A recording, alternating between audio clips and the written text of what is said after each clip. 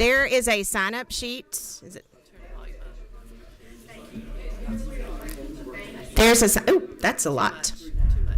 There's a sign-up sheet on the front table if you would like to sign in to speak to one of the bills. Thank you. Tell me.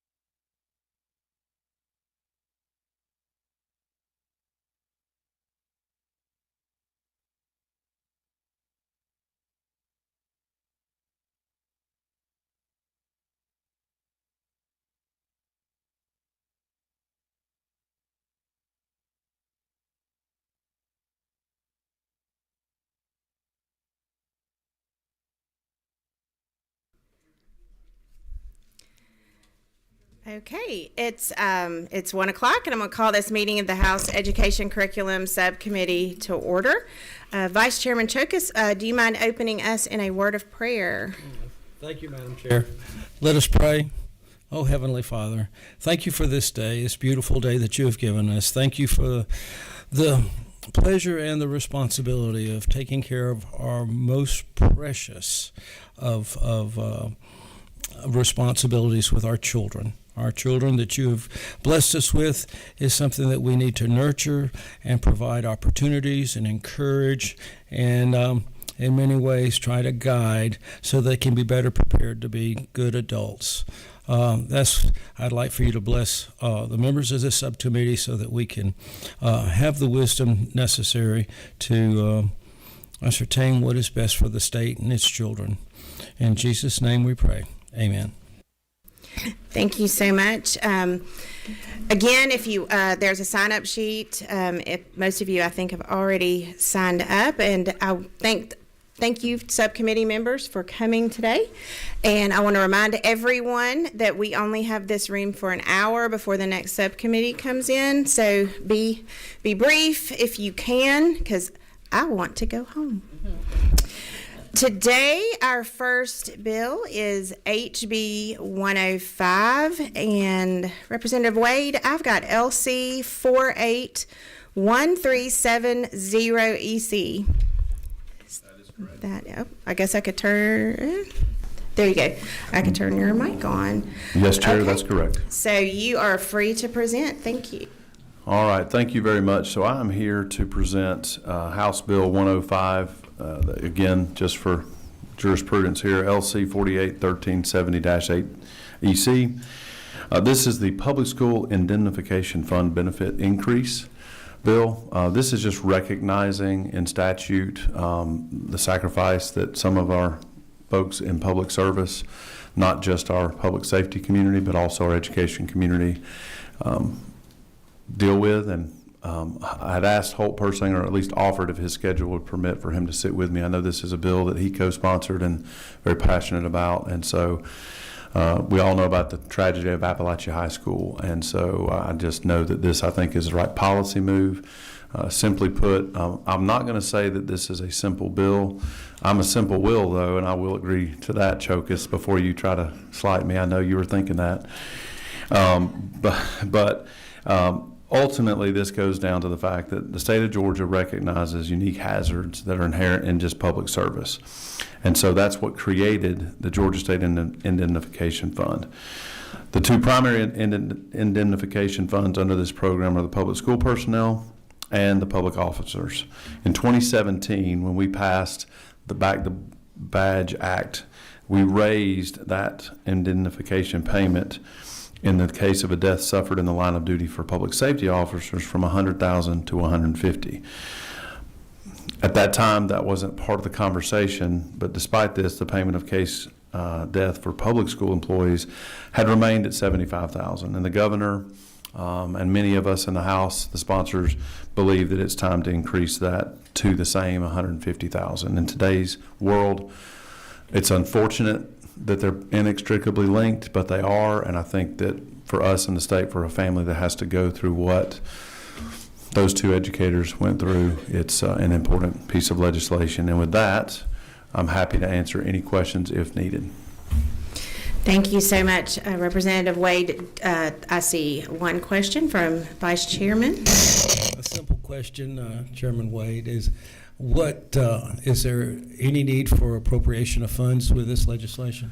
So I'll say this: it's not a lot of money because this has not happened very often. My understanding is that there has been one situation that we've paid out so far, and right now, while we deliberate on this issue, the two applications that are related to that event are on standby and kind of in early process, and are hopeful to be submitted to the updated code should the body in this room and hopefully in the floor and eventually to the Senate bring it to passage and let Governor Kemp sign it. But I would say, in my personal opinion, and for those families, this is an urgent and a necessary change to our current law and statute. Thank you. Representative Howard. Yes, that was my question as well about the cost. Well, it would be, so far the state has expended $150,000 for the one public safety officer, and then the cost in this situation, I believe, for those two applications would then be $300,000. So I believe that the appropriations have set aside a set amount for that consideration through that review process. Representative Lupton, are you 23? I am 23. Okay. She looks like she's 23. Yeah, I'm 23. That's right. Every year of it. Every year of it. Does this replace? I'm not sure. Do they have like workers' comp anyway? Like, this is not a slip and fall sort of situation? No. This is specifically in the case of a death. Okay. While they are in that function of teaching through a situation like what happened at Appalachia High. Okay. And may I ask a dumb question? And it would not replace, like, if an employee has their own, life insurance, all those kind of things, that's completely separate. Right, that's This is just separate. the state recognizing that they have, protected children or protected citizens and lost their life in the duty of their service. Okay. And I'm not sure where these payouts come from in the budget. Alex, I want to make sure I don't speak incorrectly. Would you mind joining me just so we can clarify I know that? it's not a lot, and God forbid we ever need it again. Agreed. But I just don't know what bucket we're taking it from. Autumn, sorry. Let me let Autumn come up. I apologize, Autumn. Good afternoon, everyone. I'm the General Counsel of the Georgia Department of Administrative Services, and we have an existing indemnification fund for the public and personnel fund, and our existing funds are sufficient to cover this increase, and we do not anticipate any need for additional appropriations. Okay. Thank you. I didn't think so, but I believe her more than me. Frankly, I might too. Thank you. Said by our 23-year-old colleague. Okay, I don't see any more questions, but we do have someone to speak to the bill, Rachel Greenlee from Page. It's Margaret. Okay. I was getting confused. Okay. You can go to the table or the podium, whichever you want. I don't bite. Here, I'll scoot over. Thank you, Mr. Chair. And thank you all for my allowing these brief comments. I'm Margaret Ciccarelli from Page, the Professional Association of Georgia Educators, representing about 93,000 educators across the state. We celebrate our 50th anniversary this year, and during that time, unfortunately, this is the second time that one of our members has died in the line of duty. We are here to support this legislation and appreciate Representative Wade bringing it and encourage you to vote for it. Before I was born, and maybe before you were born, this indemnification fund was created, but it's time to update it.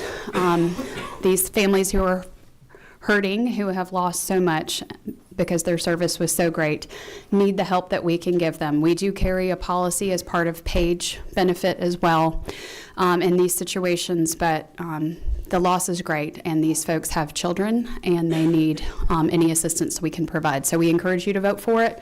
We appreciate you bringing it, and are here to help as it moves forward. Okay, thank you. Do I hear any more questions from the committee? Okay, hearing none, at this time I'm going to recognize, I'm so tired, I'm losing my words, Vice Chairman Chokas for a motion. Yes, Madam Chair, I'd like to move that we do pass HB 105 LC 481370 EC. Hey, you didn't even let me ask it. Great, thank you. There is a second, so we have a motion and second. Any further discussion? Okay. Hearing none, shall this bill now pass? All those in favor say aye. Aye. Opposed, like sign? Okay, it passes, and you are on to full committee, which should be Monday at some point. Probably Tuesday. I thank the chair lady and the committee for their listening ears and their big hearts, and I know that I appreciate the passage, and I'm certain the governor and his team do as well. God bless. Thank you. Thanks. Thank you. I know we got a little surprise today when we found out we weren't coming in until 1 o'clock on Monday. It kind of messed up our schedules. Okay. Okay, so Representative Gamble, if you would like to come up. We have HB 192. I'll give you a second to get situated.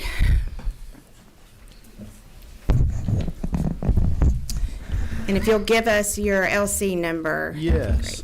We are working off of LC 492158EC. Okay, that's All what right. we've got. Very good. Well, good afternoon.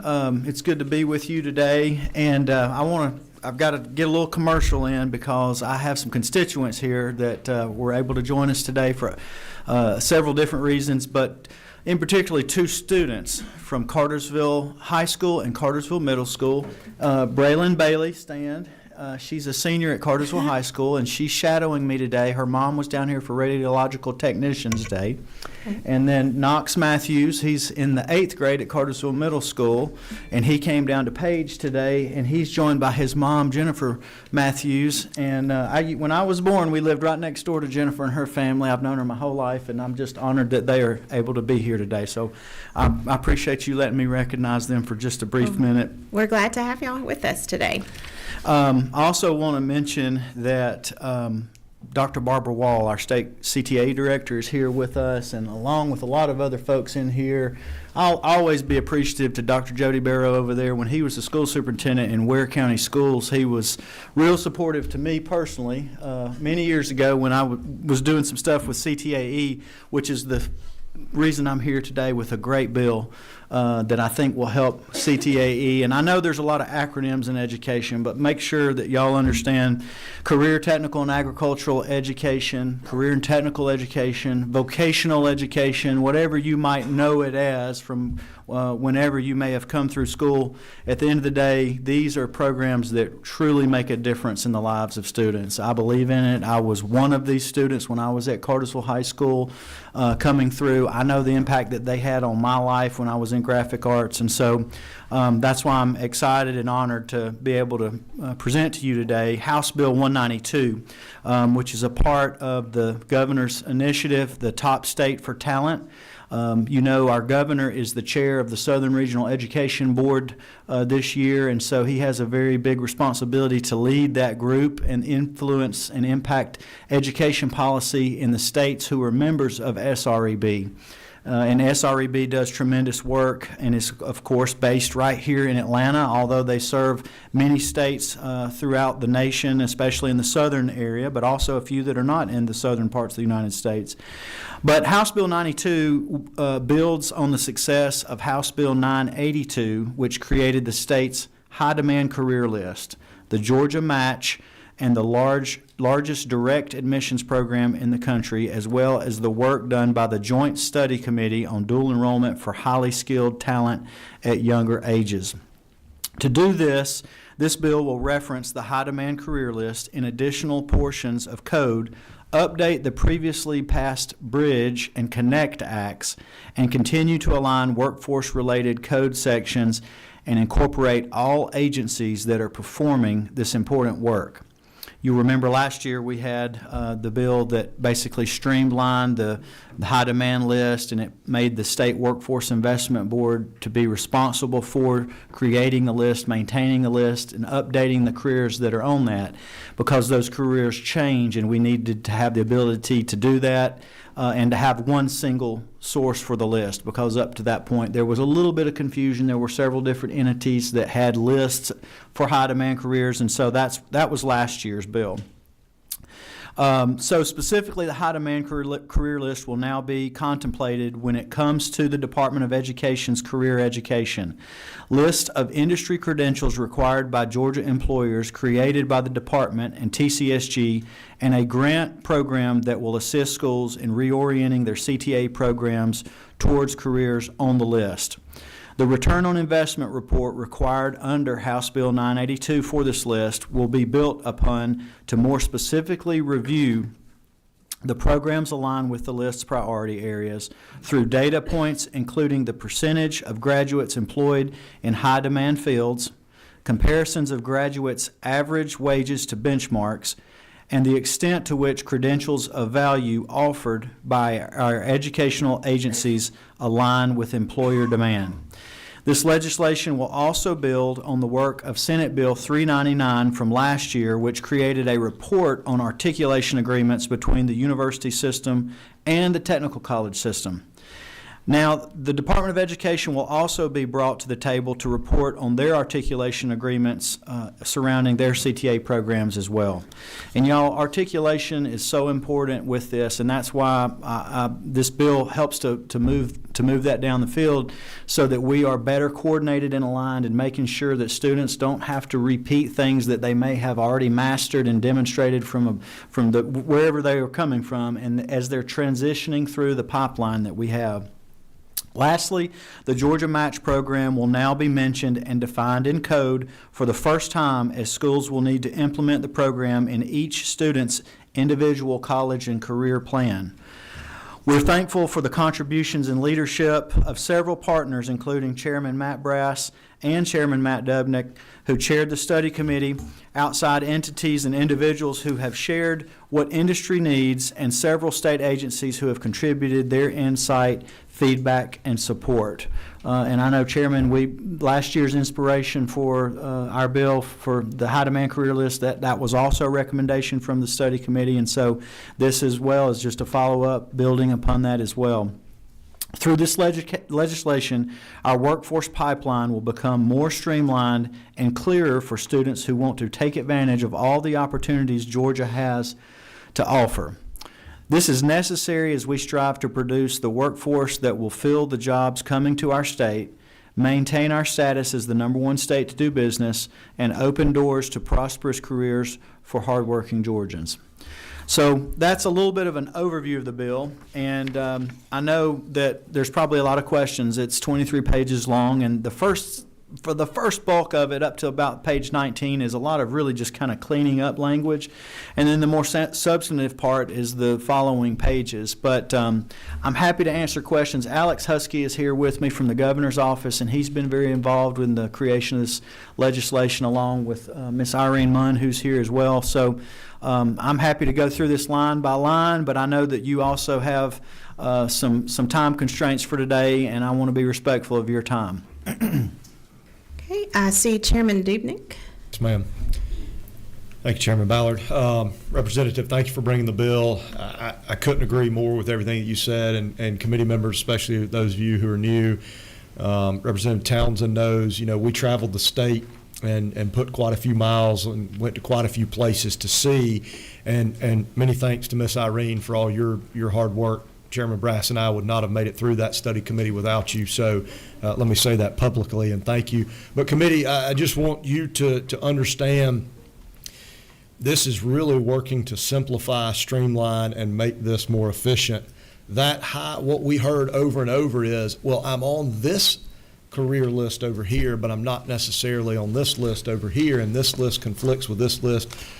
At some point we said, I don't want to take my shoes off to count the list. Why can't we have one list? And ultimately what you see before is, again, as Representative Gamble said, this is streamlining it, making it more effective and efficient, in my opinion. I couldn't offer my support any more highly for this approach and what we're doing. And this is just, as the speaker said, this is just good common sense legislation that's going to be good for the students of Georgia.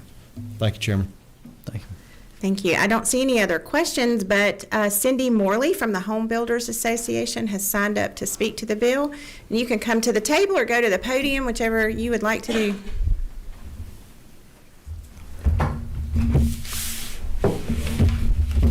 Make everybody move. Hate to do that.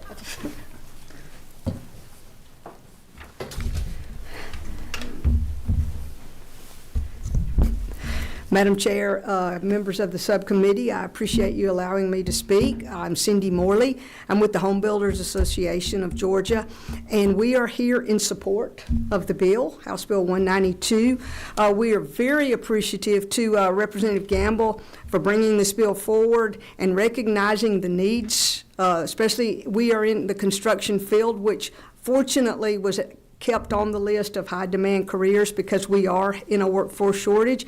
And so we appreciate his efforts and your efforts to address our needs. As I offer support of the bill, I would also like to let you know that we stand always ready to help if you need help with the credentialing for our builders, because we have what's called the Home Builders Institute through our national office, and it offers skilled trades curriculum and training. It helps equip students with skills and has been approved by the National Department of Labor and many state education departments. Schools can apply for grants to bring in the curriculum and the equipment that they might need, and we would be glad to help with that in any way we could because we understand the funding needs. So I just would like to tell you that we are in over 5,000, we have over 5,000 active students involved in these programs. We are in 710 programs across the country and have already helped certify over 15,000 students into the construction field. So again, we are in support of the bill and are stand ready to help in any way we can. Thank you. Thank you so much, and I don't see any other questions on my board here. I think everybody is pretty satisfied with this and helping our students in this area. So since there is no more discussion at this time, I will entertain a motion. Okay, we've got a motion to pass and a second. So is there any further discussion? Hearing none, shall this bill now pass? All those in favor say aye. Aye. Opposed, like sign. Okay, you pass, and you will be in full committee probably Tuesday. All right, I appreciate it. Thank you so much. Thank you. At this time, I have a bill to bring before the committee, so I will be turning this over to Vice Chairman Chokas to run this portion of the meeting.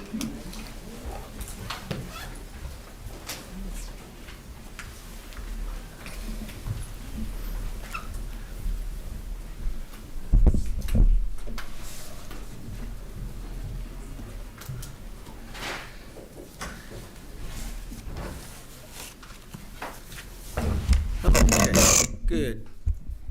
Well, Chair Lady Ballard, the floor is yours. Thank you. Okay. Okay, Mr. Chairman, I've got HB 81 and I've got LC 610036. Okay, this is an initiative developed by the Council of State Governments in collaboration with the Department of Defense and the National Association of School Psychologists. And what this bill does will enter Georgia into the Interstate Compact for School Psychologists. It's going to reduce barriers to certification for school psychologists from the member state. So once you're certified in one state, you'll be able to move freely and practice in those other states. And it will ensure that only qualified professionals are authorized to provide these services in our schools to our students. I know the bill is long. It has lots of language because it sets up the rules of the compact and how they are to form that. All of that stuff that gets kind of bogged down, but we can go through it if we want to. But I will entertain questions about this. Cool. Chair Lady Ballard, you've got one, number 23. Thank you, Chair. How many, you may have told me this already, how many states are in this compact already? So far, either in the compact or having legislation in their session this year, we got West Virginia, Colorado, Nebraska, and New Jersey. Okay. And then potentially us. And then potentially us. Cool.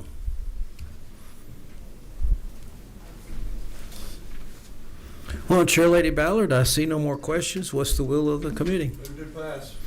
There's a motion to pass. Second. And a second.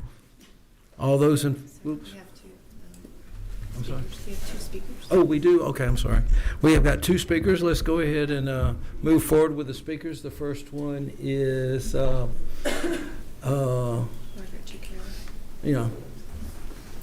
Margaret Sicarelli. I hope I didn't mispronounce it too bad. It's all right. Mr. Chair, would it be okay if I came up with a school psychologist with me who's the second speaker? That's fine. We go together? Thank you. I have right here Rachel Green-Lee, who is a school psychologist and can speak to the bill. Briefly, I mentioned about what PAGE is, but I should also mention that we survey our educators annually on issues that are important to working educators in Georgia, and they have indicated to us that more psychologists, counselors, and social workers is their #1 recommended strategy to strengthen school safety by addressing student mental health. We are so grateful that the governor included funding for more school psychologists in his budget proposal, but that's only part of the challenge. We also need more school psychologists that are funded in the budget. So that leads us to our support of the Interstate Compact. Rachel can speak to this more specifically from her association's point of view, but we encourage y'all to support the legislation as well.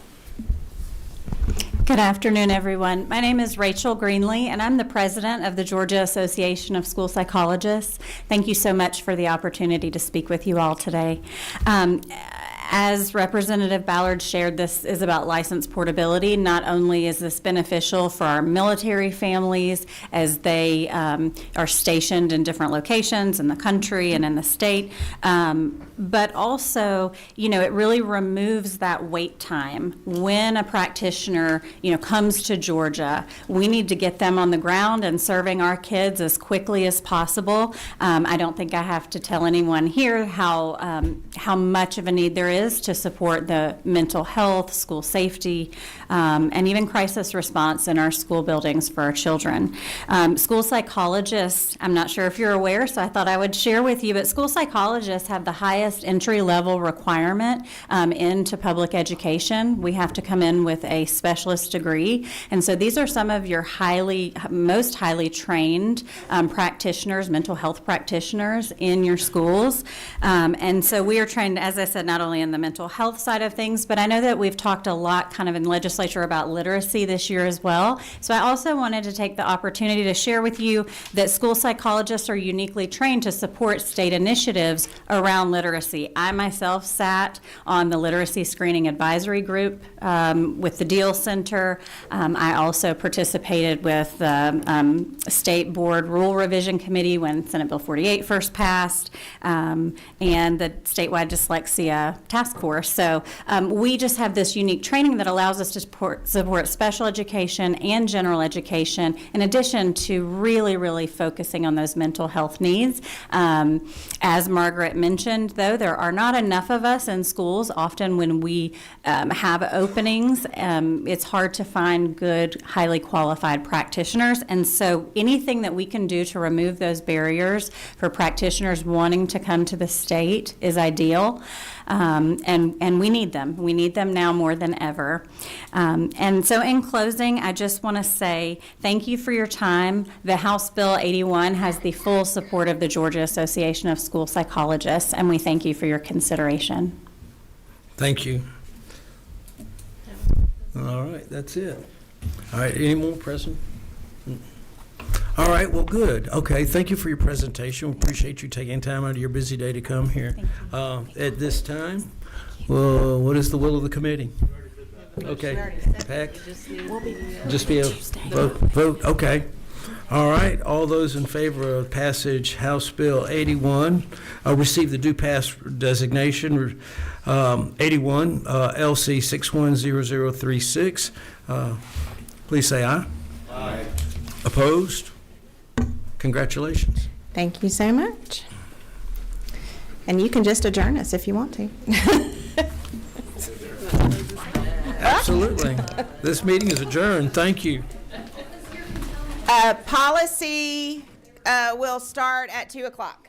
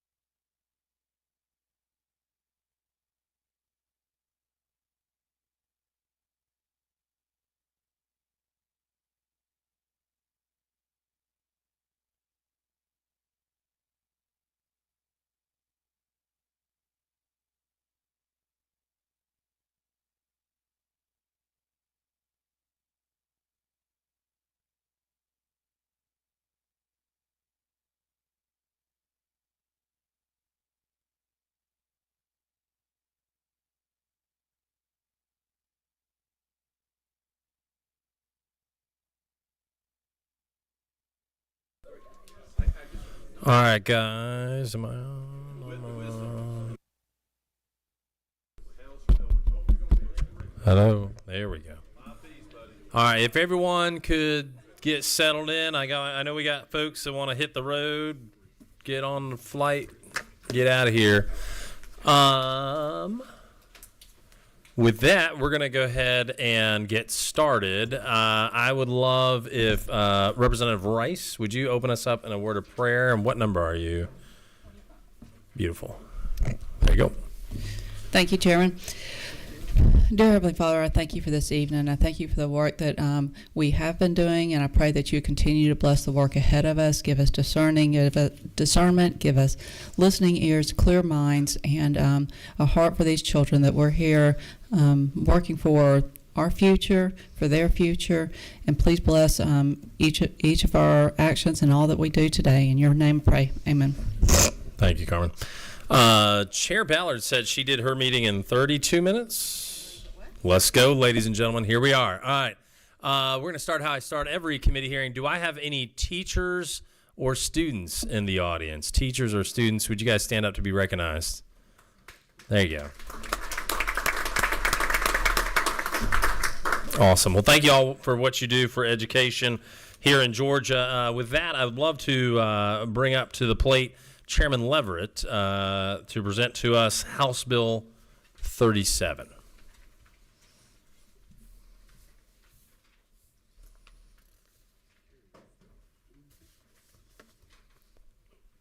Chairman, as you're getting settled here, I'm going to read off the LC.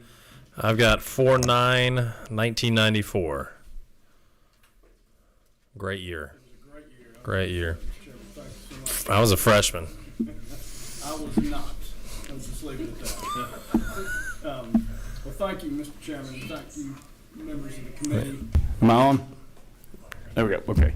Thank you, Mr. Chairman and members of the committee, and thanks to Chairman Irwin as well for allowing me to present this bill to you today. I'll try to be very brief because many of you who are on the committee last year may recall the bill from last year. This is I hate to say the sort of scandalous words that sometimes get uttered, but it's a simple bill. Basically, this arose from a constituent who advised me that she had been an employee of a school system and upon retirement assumed she would get Social Security, and she did not because they don't withhold. Systems don't have to withhold. Some do across the state, some do not. And so with Legislative Counsel Walker there, we worked on just a bill that would require schools simply just to give notification upon hiring as to whether or not they withhold Social Security. If they don't, what other plans are available, and then anything that person would be eligible for, some description of the plan itself. And then they have to give the same notice every 5 years after that. And then upon the person being separated, they would just be given notice of whether the taxes were withheld from pay during the time they were employed. So the idea is just to give employees notice to make sure they can hopefully have the knowledge they would need to do any additional planning if they need to do that, so that they aren't surprised. And so that's basically the bill. As I recall, last year it didn't have any opposition to it. I think the school systems felt like it was not an undue burden on them, and we believe it's a good bill and very protective of teachers and other school employees who would find themselves in this situation. Perfect. Thank you, Mr. Chairman. Ask my own question here.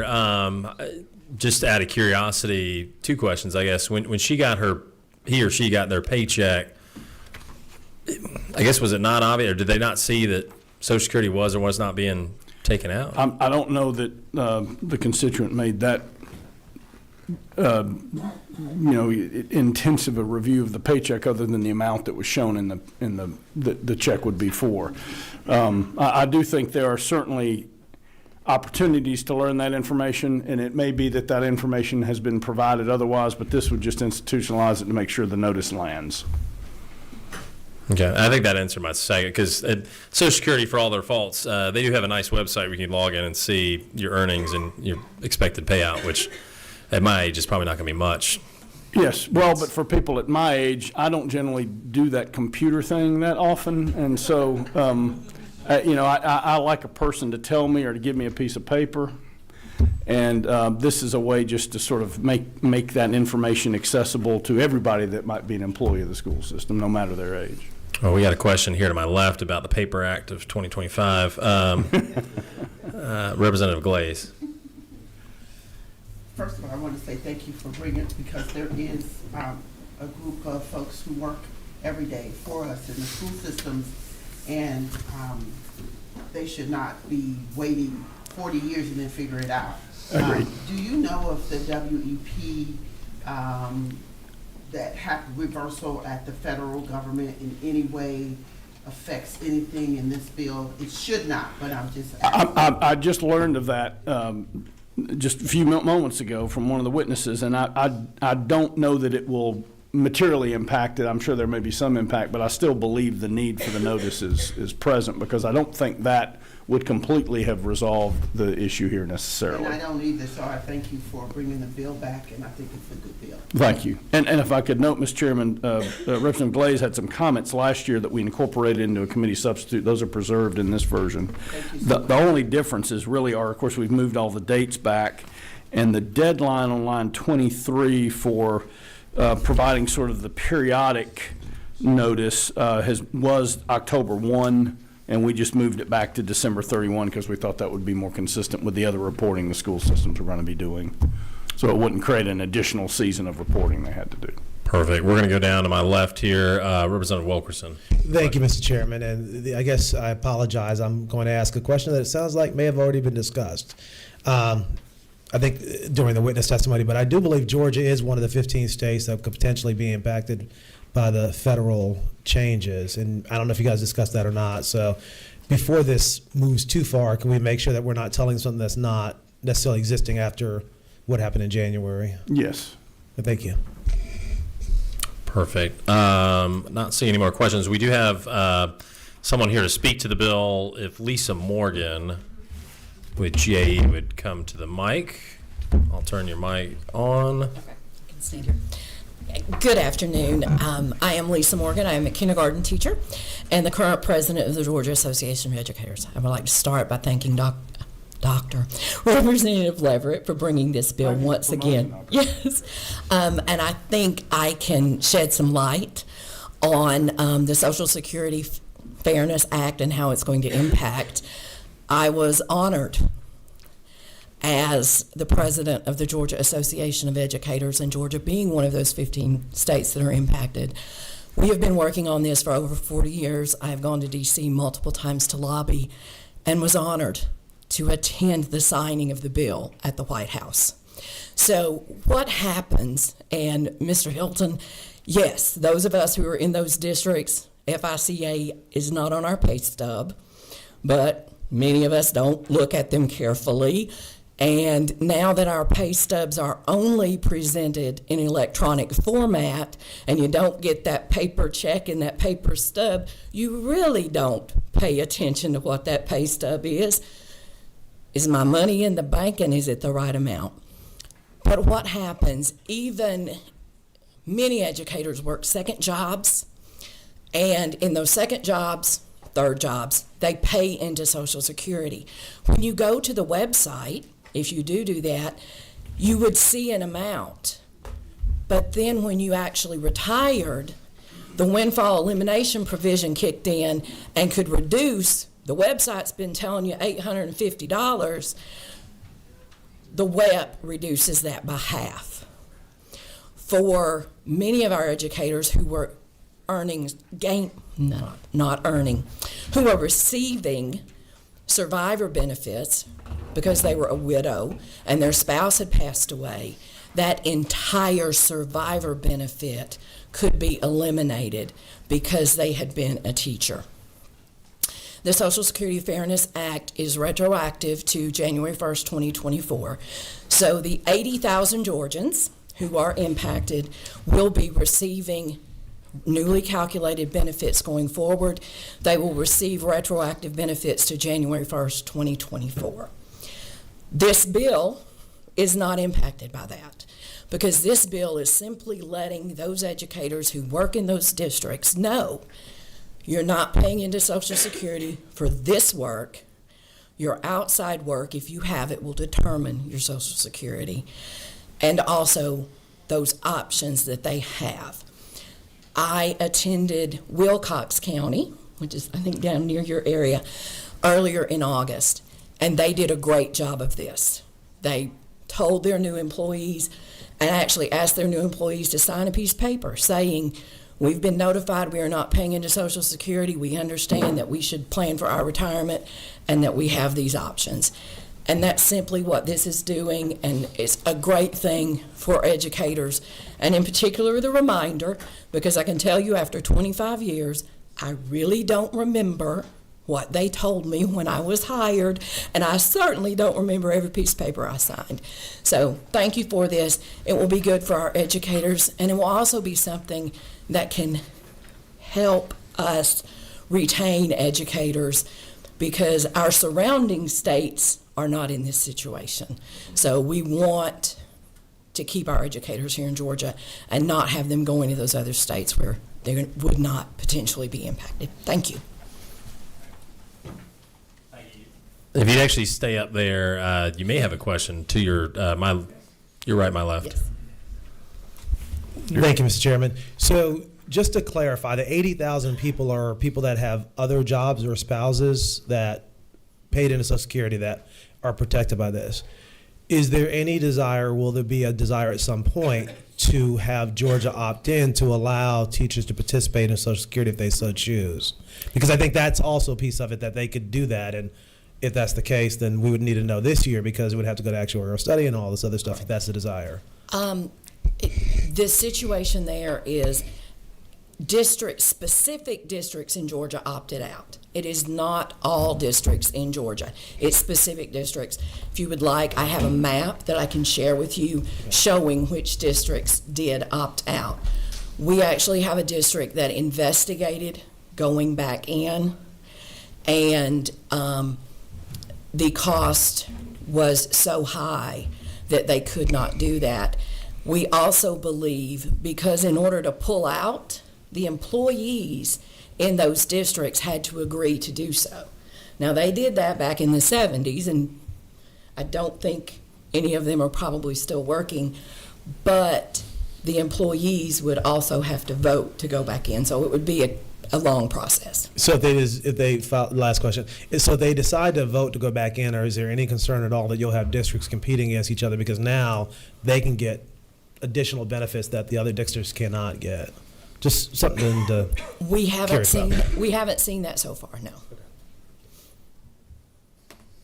Y'all aren't helping me on my 30-minute goal here. Sorry. All right. For young folks in the audience, please look at your paychecks. FICA is not a person, all right? It's a tax. So see what's getting taken out, all right? Go online, whatever y'all, young folks, go online. Look at your paycheck, please, please. All right. And save for retirement. All right. That's my last final. All right. I don't want to do any more questions. Do you have a motion? All right. Awesome. Thank you. 18, motion, please. Mr. Chairman, I'd like to make a motion, do pass House Bill 37, LC 49, 1994. Look at my policy analyst here. You got it? Okay, good. All right, we have a first and a second. Any discussion on the motion? All right, perfect. All in favor of the passage, please signify by saying aye. All opposed say nay. All right, you are on to full committee. Thank you. Thank you, Mr. Chairman. When do y'all call, when do you meet? Monday, Tuesday. Maybe Tuesday. Maybe Tuesday. Maybe Tuesday. Generally next week. I'm sure I'll receive the notice. Thank you. All right. Thank you. My mother was one of those folks. Dawson County opted out years ago, so I appreciate it. Thank you. And thank you, members of the committee. Appreciate it. Thank you. And thank you to my fellow reps for allowing me to go first, even though I was not first on the agenda. I appreciate it. Go back to your clothes. I'm going to try to get it. Thank you. All right. It's like landing planes up here. I got Cannon, I think, next. Come on up. Present from the podium, Mr. Chairman, if that's okay with you. I would love that. Mr. Chairman, members of the committee, thank you. I have House Bill 12. There is an amendment, LC 49221 5S. Substitute. Yeah. Substitute. Just want to highlight my old superintendent that's here now, part of Gale, Ben Wiggins. He's from Moultrie, Georgia. Played for the Colquitt County Packers just like I did back in the early 90s. This bill came through this committee last year, passed through the committee, passed the House, got to the Senate, tried to get it out on Sunday night, just ran out of time. But essentially some history here. When for equalization, there was a minimum millage set in 2019 of 14 mills. If your school system received equalization, you had to have a local millage rate of 14 mills. Since that time, we've all seen increases in our assessment values over time. And there's been some school systems that have tried to roll back, who maybe were at 18 mills at that point, have started rolling back their millage rate because of the increased assessments we're seeing statewide. Well, we've started bumping up against the 14 mill threshold a couple years ago. And what that's doing is that school systems are afraid that if they go below that, the 14 mil threshold, they may lose equalization. And in some school systems, that's several $1 million worth of equalization. Happened in my school system this year. Our school system, the digest went up in our county about 20% or so. All the local governments rolled back their millage rates.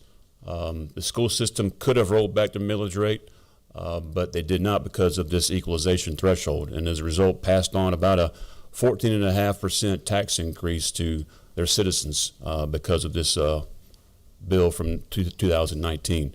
It's happening all across the state. There's several systems that are at 14 mills that are trying to roll back. They can roll back, but because of this law from 6 years ago, they're not able to. So what we've done is gone in there and changed the threshold level from 14 back to 10. It will allow some school systems, all school systems that receive equalization, to roll back their millage rate if their digest continue to go up. But before this also adds in a penalty provision. There is no penalty right now if you go below the 14 mil threshold. However, we do add a penalty provision into this language here. So that if you go below 10 mil, the new 10 mil threshold proposed in the bill, there is a penalty of a 25% equalization pull from your portion of equalization.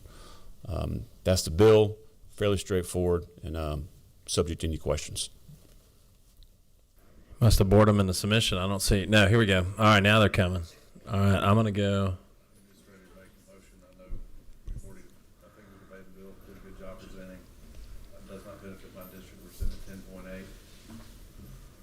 All right, we got two questions from my two favorite. Rep. Wilkerson, my left, your right.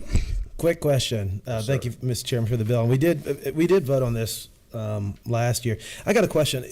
With the frozen homestead exemption, is there a reason why that doesn't just take care of these increases that people are looking at? Because if you can't go up, you can't go up. Well, it's not a frozen; it's actually a floating. A floating. Sorry, floating. But they can control it that way, because I guess the only concern would be that if the districts like Cobb County are packing in 18 mills in every year, the equalization is so we all put something in the pot, and so if we're not all putting in the pot because somebody's going so low, but they're getting money back. Mm-hmm.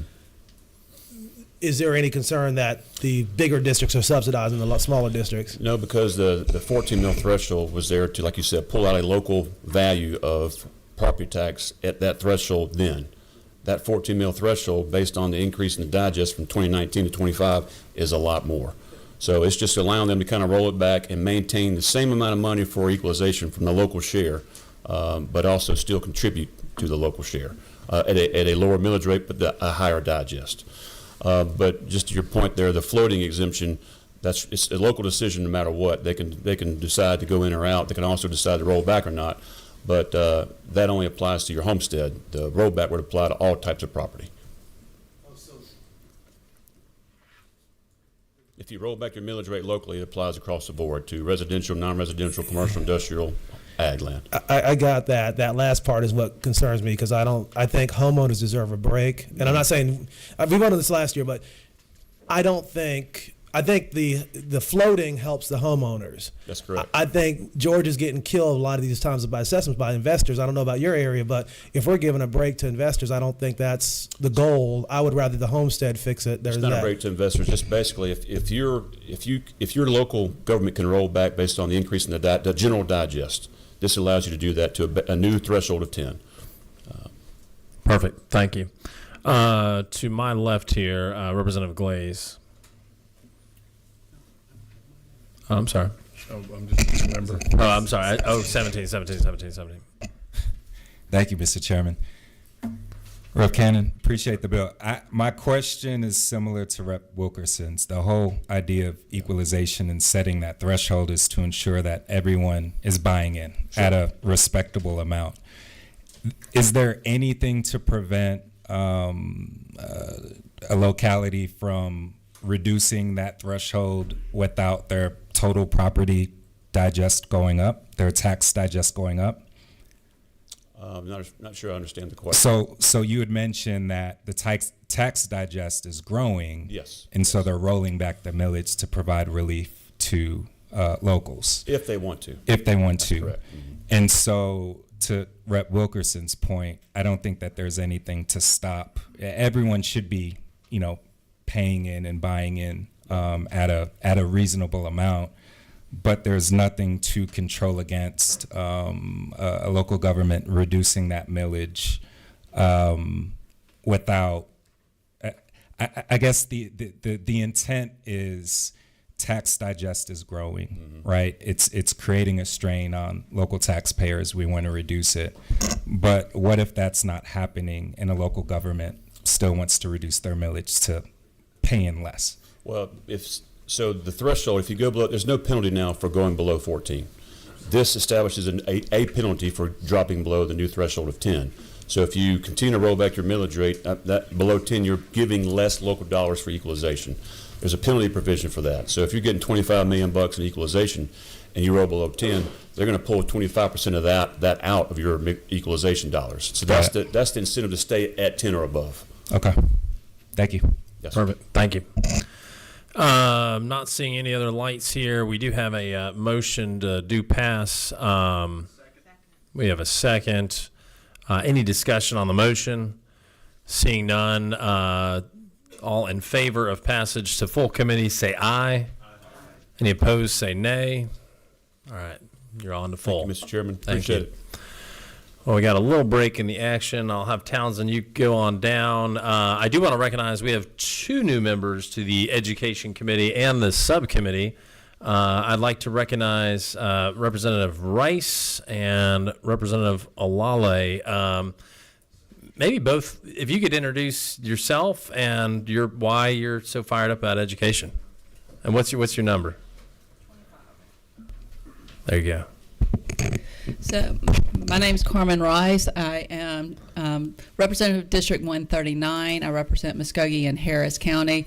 Very passionate about education, working in education in the past, also having a daughter with dyslexia, and back at the time she was diagnosed, she's now 19, we didn't have the resources in our county or in the state for her to get what she needed. I was able to go and get some training through Dyslexia Institute and get her resources that she needed. And I'm just passionate because I know not every parent's able to do that. And no matter what school a child is in, I want them to have the best resources and be for literacy. And that's a very strong passion of mine. And now she is 19. She goes to university. She's majoring in education. She was able to get what she needed to succeed. And I want to help our children, our future, to have that same advantage that she was able to have. Thank you. That was good. That's why you never give a politician a mic. Representative Alale. Thank you, Mr. Chairman. Good afternoon, everyone. Rep. Phil Alale. I represent parts of Atlanta and East Point. Got a household full of educators. My wife was a middle school teacher. Her mom was a 30-plus year elementary school teacher. I run a workforce development nonprofit, Next Generation Men and Women, that connects high school youth with local workplaces and technical colleges and four-year universities for career exposure opportunities. And there's no better gift that you could give a young person than a quality public education. So privileged to be on the committee with you all. Amen. Very good. I love to rib my seatmate too. She's great. All right. With that, Representative Townsend, guys, we've got the original and then we have a substitute. Believe the substitute we're working off of is LC 550468S. Correct. Go for it. Thank you, Mr. Chair. This is about Jamal. Jamal was a 16-month-old that died in Brunswick, Georgia last summer. He choked on a watermelon seed. Was in a daycare at the time. Unfortunately, CPR and what they tried to do regarding the Heimlich did not work for him at the time, and they didn't have that third tool in the toolbox, unfortunately. And it's devastated Jamal's family, of course. The community hit us pretty hard. And anytime you this is a constituent bill. It isn't a industry bill or whatever else. I've talked to DECAL, and they're on board, and they've given me some suggestions, and we've already instituted those in the bill. But this is about Jamal. So basically, this is a bill requiring a portable airway clearance device. Basically, you put a mask over your face, you pull out the cord, extrapolates what's done to the throat. Included in this bill also, besides that, will be moving up the number of days the staff that deals with kids every day has to be CPR certified. Right now it's 90. It would move up the date to 45 days. One of the things, as we did the research, we added let's see.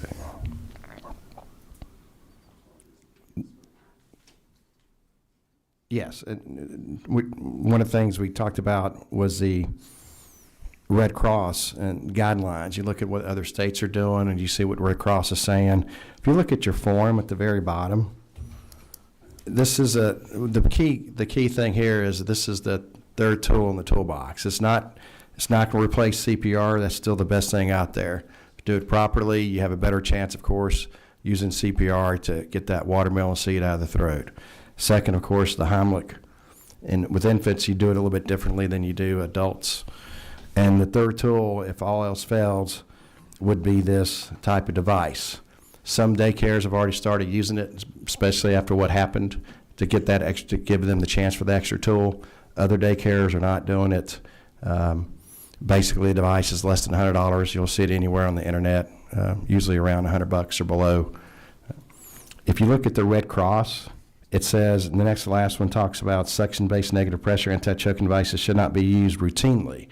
And that's one of the things DECAL has assured me that part of the process, the guidelines they'll have in the policy will be to make sure they understand that's the third step in the process. It's not the first. Don't go to this device first, but it's a tool in case this works. If you look at the very last one, it talks about if the first aid's manner of choking, foreign body airway obstruction is not effective and not feasible, as in Jamal's case, let's give Jamal and other little boys and girls a chance and have that anti-choking device where it can be considered for attempted relief of airway obstruction. So what I'm asking for this committee to do is give Jamal and others like Jamal that third option. And we'll make sure people understand that they have to have, it's that third tool. Not go first, do CPR first. And I'll be glad to answer any questions. Perfect. And thank you for bringing this bill. You always do an excellent job of representing your constituents and bringing us legislation that's important to them. I'll fire off the bat the first two that kind of came to my mind. I haven't seen the actual device itself. I imagine it's relatively inexpensive to purchase. It is. And one of the things that DECAL, after I talked to DECAL, we put in there for training, it could be either literature-based, online-based, or in person. So they'd have the option of 3 ways. It's a pretty simple device to use. You want to use it the right way. But they felt comfortable. A lot of your manufacturers will have the online training in addition to the written materials that you have. And down the road, you may see some associated with CPR as well. But we're giving the daycare centers an option of how they want to train their staff. And at least 2 employees who deals with kids will have to be able to understand will know where to be able to be trained on that. We want 2 employees at least to be trained on that. And lines 28 to 30, I assume it's fairly simple to obtain certified CPR training. It is, and through this process, if you see some of the signers of the bill, I consulted. Usually you see a lot of educators on the bill. When you have an education bill, you see more of the medical side. A couple people you don't see that I consulted to was Derek, who's an EMT, and also Derek Sharper, and both Dereks at McCollum, actually, both.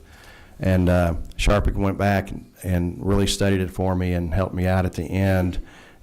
So there is support from our both across the aisle, really bipartisan effort on the aisle. So hopefully this doesn't happen again to another little Jamal or someone else. Beautiful. We're going to go to my right, your left, number 26 with a question. It's me, Mr. Chairman. Representative Townsend, just where we ended there on lines 28 through 30, I just want to make sure across our state, when we're going to do this to 45 days now, how available is this training for individuals? Can it be done, the CPR training online? I know everybody's going to say, oh, Red Cross can do it, but I don't think we have one in Pickens County. It is. Who can get, is there an online method? Decal, there is. Online's prevalent now, and Decal assured me, and actually one of the things that we're kicking around was actually trying to go to 30 days, and that's one of the things Decal kind of mentioned to me is, can you make it even 30? They're really satisfied with 45. I can live with that, they said. But with the training out there now, they said 45 is very doable. And I just want to make sure they might want to do that, but is it available to the very diverse state? From what I can tell, yes, and from what Decal assured me also, yes. I want to make sure from them they thought it was doable. Thank you, Mr. Chairman. Thank you, Mr. Chairman. We're going to go to number 25, my right, your left, Representative Rice. You're live. Thank you, Representative Townsend. I appreciate this, and particularly with our movement to work on school safety this year. This moves towards that, not making sure this doesn't happen again, and to be prepared versus reactive. So, but just a couple of quick questions on the device. Once it is used, is it a device that is sanitized, reusable again once it has been used? And my second question is, are you aware of what is the replacement? So if we require the centers to have these, is there an expiration or a suggested time to replace the device? Good questions, and I believe you can reuse it, but I would have to double check that. That's a good question. I don't know. Thank you. We're going to go down to my left here, Representative Wilkerson. Thank you, Mr. Chairman. One thing, if the author is open to it, the home care centers, I'm assuming that they would have a lower number of children, so it's possible you may have one employee in that situation. Line 24 talks about at least 2 employees of the center shall be trained. If you're open to it, I think Legislative Council may have some language possibly to kind of revise that if there's only one employee to make sure that we comply with the law. If you're open to it. You said go down from 2 employees. Well, no. Right now, right now it says you must have a minimum of 2 employees trained. What happens if you only have 1 employee? If someone left, then you would have. Or just in general, I have a home care center. I have 7 children, or whatever that number may be, and I'm a single provider for that home. That is allowed under state law, I believe. I understand what you're saying. If we maybe add something like a minimum of anything over 8 kids or something like that, because someone at home wouldn't have more than 8 kids, I would believe. Well, it depends on your intent. If your intent is that everybody's. I'm going to hold on just 2 seconds. Your mic is live. I want to hear from Legislative Council. I hear what you're saying. That makes sense. I understand what you're saying. Yeah. Thank you, Chairman. Child care learning centers and family child care learning homes are defined in our code, and one of their defining characteristics is the number of children that they serve. So theoretically, you could have one of these centers or homes. I think the numbers are 7 and 3. You could have a very small number of children, in which case you may only have 1 total employee. The bill's requirement to have at least 2 employees trained on it would just be impossible to achieve, and leave that individual operator kind of in a no man's land of that's a good question. Let's change that. I do have some proposed language if the committee wants to entertain it, or if Representative Wilkerson wants to introduce it. I think the appropriate time I'll lean on is after a motion is made during discussion, which now may be the time. Do we have a motion to my left, number 18? I was going to say, can we go and make a motion to pass? Yes. Do I have a second?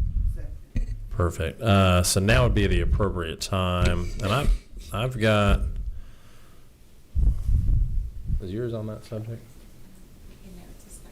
Different subject. Okay, let's go to your mic is still live. I'll make the. Can I? Perfect. Okay. We taking any testimony, Mr. Chairman? Yes. We will. Let me, and I'm going to get to you right quick. Hold on real tight. Let's resolve this.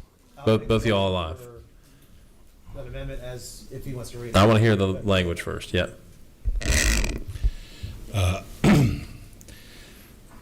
I would propose on line 27, inserting after or in-person instruction, semicolon.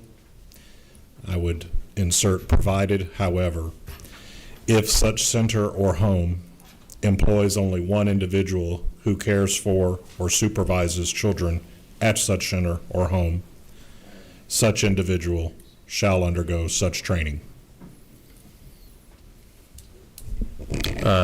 Representative Wilkerson, does that satisfy? I would like to make the motion as to amend as read. All right. Do I have a second to that motion? Second. Perfect. All in favor of the motion to amend, say aye. Any opposed, say nay. All right, we are good there. I've got one more suggestion to my right here. Chairwoman Ballard. I'm looking at line 29, and pediatric CPR is quite different from adult CPR. Would we be amenable to putting the word pediatric in front of cardiopulmonary resuscitation? Chairwoman Ballard, I like the path you're going down. I'm going to pause for a second because the gentleman that just he happens to be with the Pediatric Association. Would you mind rising if that's okay? Come to the podium. So we're going to get some timely perspective here. Okay, am I on? You are on, yes, Okay. sir. My name is Rick Ward. I'm the Executive Director of the Georgia chapter of the American Academy of Pediatrics. We are the Professional Medical Association of Georgia's 2,000 pediatricians and pediatric medical and surgical subspecialists who devote the whole of their entire medical career to the care of infants, children, and adolescents. And I'm in somewhat of an awkward position here today. I haven't seen the substitute, but from the original bill, we cannot be supportive. As tragic as this situation was in Brunswick, the fact of the matter is these devices, PACDs, these devices are not FDA approved, and as recently as last spring, the FDA issued a pronouncement on them that there was high risk to use them because they might delay the gold standard of trying to dislodge something from the child's mouth, which is CPR. And as has been pointed out by Representative Townsend, this was kind of new to me as we got into this bill. CPR is a broad array of techniques to dislodge something from somebody's throat, and obviously and including infants. The gold standard also on CPR and resuscitation and dislodging food is held by the American Heart Association and the American Red Cross, neither of whom endorse this device. I think the general fear is that it would delay going to the more established device of CPR in terms of trying to dislodge that. A couple other little things. I just looked today on Amazon. They're $40. Seems like there wouldn't be any problem having a daycare buy one of those things. They do expire, and they are single use. So I guess our feeling is the focus should be on the appropriate and the proven method of helping these children. Kids do choke. Everyone knows that, and certainly every mom would know that. But they ought to know CPR, and there is a difference between adult CPR and infant, I think is the word. Pediatric might imply adolescents, etc. But infant CPR is a different kind of training. And certainly in daycare centers and child care centers, the staff ought to be up to speed on all that. And there's also other guidance about prevention of the size of the food that is given the infant or the toddler, and the staff being at arm's length in case something goes wrong, etc. So while we applaud the sentiment, we can't be supportive of requiring these devices. And talk to our national, we're not aware of any state that requires these in child care centers. The emphasis should be on the proven method, and if the manufacturer continues to work with FDA to increase training, make separate distinctions between infant and child and adult, etc. Then the FDA, in this announcement that they released in the spring, they said they would certainly work with manufacturers. That's my remarks, Mr. Chairman. Thank you. I think I may have a motion to my right here. I will take that as I appreciate your comments. And what I may do is this, because I don't think y'all have had time to connect. Is that correct? Okay. Well, we spoke, but I haven't seen the sub. Okay.